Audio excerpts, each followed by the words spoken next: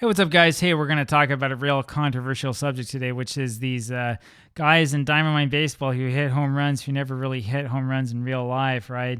So, if you didn't watch today's episode, you should probably go back and watch it again because we've had this happen twice now.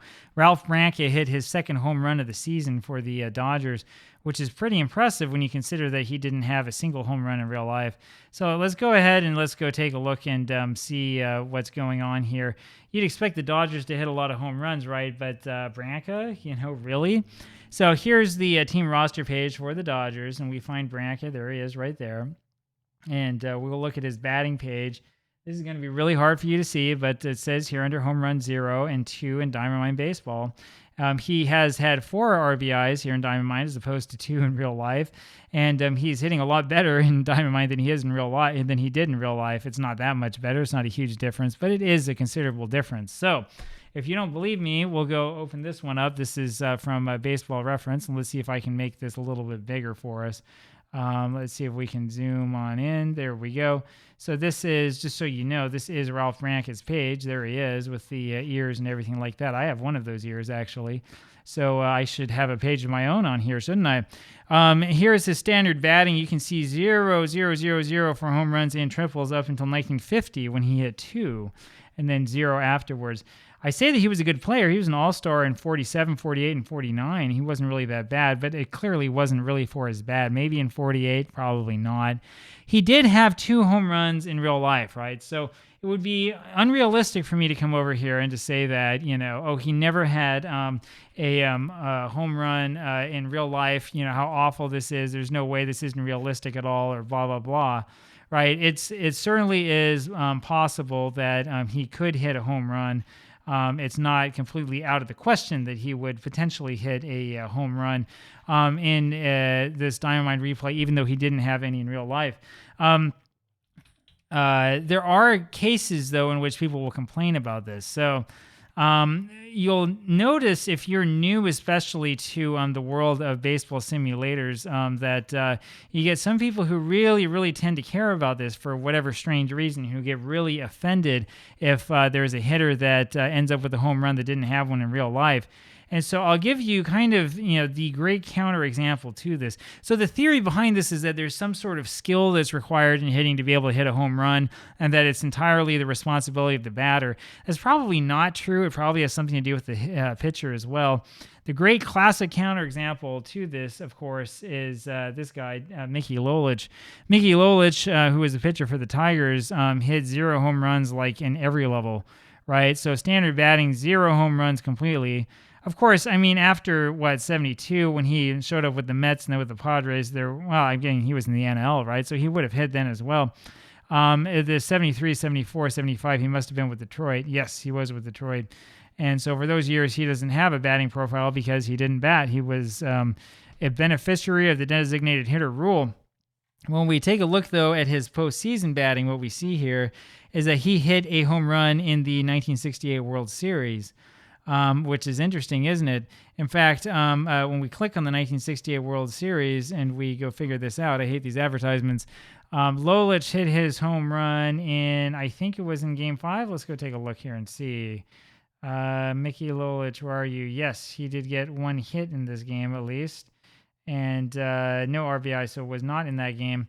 It was in... did he do it in Game 7? You can tell I'm not very good with my trivia, am I? He did not. But Mickey Lolich, it may have been in Game 2 of the World Series then that he hit this, and yes, it was.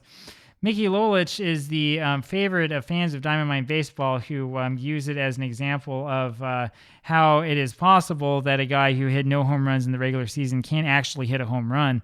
It was in the top of the 3rd inning of the second game that Mickey Lolich hit this home run off of Nelson Briles with a score 1-0 at the time in favor of Detroit. So that was after Willie Horton had hit a home run. Mickey Lolich came up and hit a home run in a solo shot, and that was pretty remarkable considering that he had never hit one in real life and never would hit one again in the major leagues.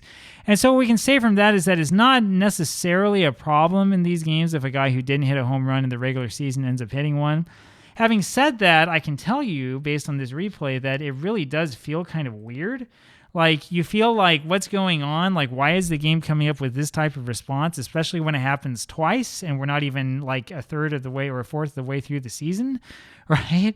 I mean, that feels kind of odd and is probably not what it should be. So I don't know. I'd be interested to know kind of what you feel about this. I know that there are people who are on one side of the debate and people who are on the other side of the debate. And so it's kind of up there for a question, right? I do think that this tells us a little bit about how Diamond Mine Baseball actually works, right? So if it were, say, an APBA style game or a type of game that has, very strict cards for hitters or something like that, it probably would not be possible, because we see that it is possible for these guys to hit home runs who didn't have them in real life. These are probably coming from the pitcher's card, or they would say the pitcher's event table, which means that basically the dice roll or whatever it is randomizing things chose a poor result on the part of the pitcher that led to the home run being hit. Now, conversely, it's also probably possible that you have guys who never gave up a home run in real life who give one or two up in Diamond Mine. That's going to be a little bit harder to find. But if that is the case, it's also probably because in the event table or whatever it is that's used to dictate what happens in the game, it chose a good result on the hitter's card, regardless of what the pitcher's card was doing. Now, or I say card, these are all event tables. These are digital cards, as I understand how the game works. Now, there is a question here. There's a very, very deep philosophical question about baseball as to what causes a home run to be hit, and whether a certain percentage of that is due to the pitcher or is a certain percentage due to the batter, right? We talk a lot about fielding independent pitching statistics, saying that, well, pitchers can control the number of home runs they give up, kind of in theory, but that goes back to this philosophic question. How much control do they have, right? If I have a pitcher who's throwing the ball slowly, if he throws the ball slow enough, is it still too difficult for the batter to get enough force in the swing to completely knock the ball out of the park, right? Does he need to have a fastball to hit the ball really a long way, right? So there's a lot of questions like this that go on as well that remain, for the most part, at least from what I've seen, mostly unanswered and mostly uncommented upon because people are just not interested in talking about it. So a lot of stuff here, I think, to think about when it comes to baseball, the way that the game actually works and the way that one could theoretically put together a baseball simulator to try to smooth some of these things out. Now, I would also argue, and I will argue later on, that the catcher probably has something to do as well with the pitcher's effectiveness, and that you can probably see some examples of that in the major leagues because, at least as things traditionally were, the catcher calls the game. That might not be the way today. I was on Twitter and saw somebody upload a clip from a college game where the commentator was talking about how there was some sort of electronic system using the gloves in which the pitches would be called from the coach and sitting on the bench and would be relayed to all the fielders. I'll just say right here, because I have the soapbox, that's a really bad idea. Managers in the past have tried to call games from the dugout, and it usually fails because you're not in the game and you don't see what's going on. You need to let the guys play. You need to let them play the games they know how to play. I mean, saying this is micromanaging to the point where you say that you don't trust your players' decisions like at all. It'd be like telling the quarterback you can't call an audible at all. It all comes from the offensive coordinator, right? It'd be like if I were doing my job at work and not my boss, but my boss's boss came down and said, I'm going to show you exactly how to do this, and stood over my shoulder the whole time watching me do it, right? I mean, this is going to create a pretty bad environment to work in, and it shows that you don't have any faith in what these people are doing. So I think it's a bad thing. And I also think that this is in part due to this misunderstanding by the people who are in the statistical line of things as to how the game is actually played, right?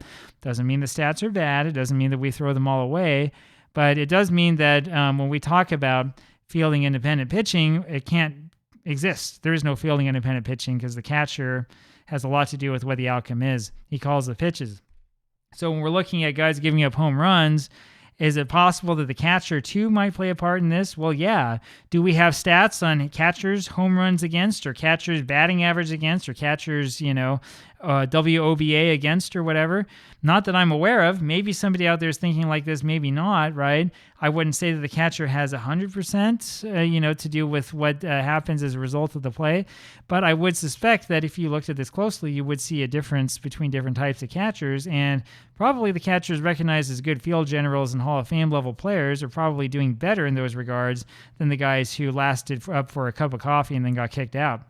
Anyway, a little bit of food for thought for you, and let me know again what you think about these guys who never hit home runs in real life, hitting one or two out in Diamond Mine Baseball. Talk to you later. Bye.